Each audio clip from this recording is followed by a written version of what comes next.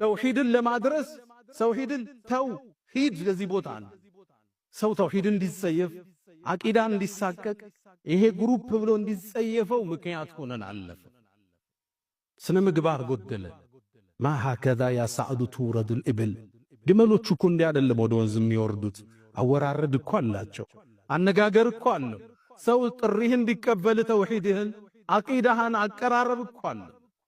ስድብ፣ ዝልፊያ፣ ስርዓት አጥተኝነት፣ ስነ ምግባር መጉደል ሰው እንዴት ነው ዳንተ ሊ ተውሂድን በተውሂድ ስናስተላልፈው ነው የሚጣፍጠው። አንዱ የመን ውስጥ መስጊድ እንደሰገዱ ሲያበቁ ይዘያየራሉ፣ ይጨባበጣሉ። አንዱ ሱና ገባኝ የሚል ወጣት ያ ሰው መጣና ዝሮ እጁን ሊስመው ሲል ዞር በል ብሎ እጁን ገፈተረው። ለምን አለው? ይሄ ቢድዓ ነው ሱና አይደለም አለ። ያ ግለሰብ ምን አለው? ታዲያ አመላለስህ ነው ሱና አለ። ሱናን በሱናማ አታስተምረው።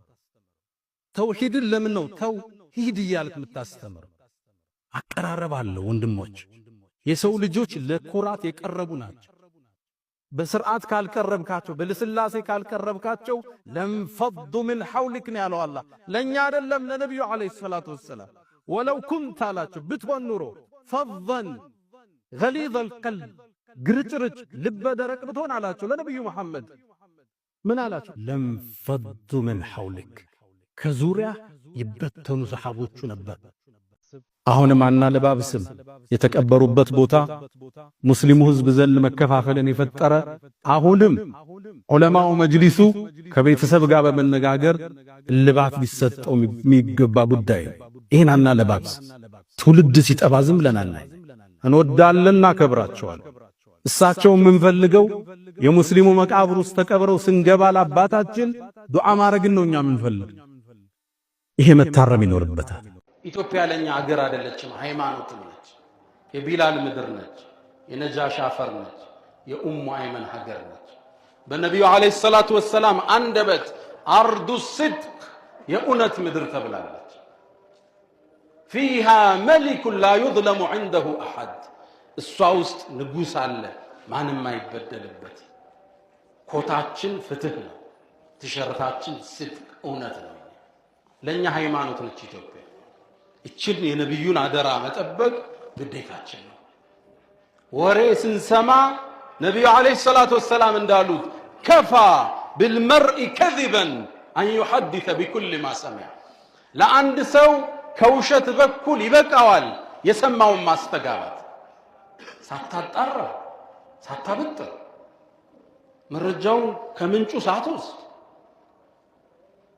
ሁሌም ከመዘገባችን በፊት 7WH ምንላቸዋል እሱም ማለፍ አለ።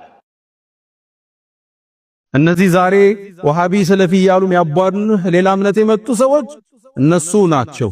አክሱም ላይ እህቶችህን ሂጃብ እየከለከሉ ያሉት፣ ሶላት እየከለከሉ ያሉት። ሙስሊም እስልምና አንድ ነው።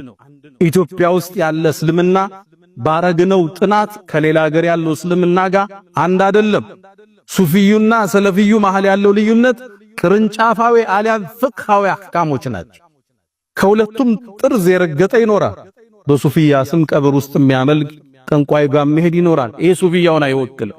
ሱፊያኛ ምንላቸው አጼዎቹ ጋር የታገሉ አይማዎቻችን ፍትህ ያቀሩ፣ ተፍሲር ያቀሩ፣ ነህውና ሰርፍን ሲያቀሩ የኖሩ እንደነ ጀማ ንጉስ ያሉ፣ እንደነ ሻሃሊ ጎንደር ያሉ፣ እንደነ አብሬት እነ ዳና እነ ሾንኬ የመሰሉት ናቸው የሱፊያ አርማዎቻችን። ከነዚህ ጋር ሰለፊዩ ሰፊ ልዩነት የለም። ሁለቱም ሳይድ ጠርዝ የረገጠ ይኖራል። እነዚህ በእውቀት ይታረማሉ፣ እነዚህ በእውቀት ይስተካከላል። በዚህ ከአባታችን ህልፈት ይሄን አንድነት፣ ይሄን አብሮነት፣ ይሄን መተሳሰብ ተገምዶ የማይፈታ መሆኑን ሙስሊሙ ያስመሰከረበት ክስተት ነበር።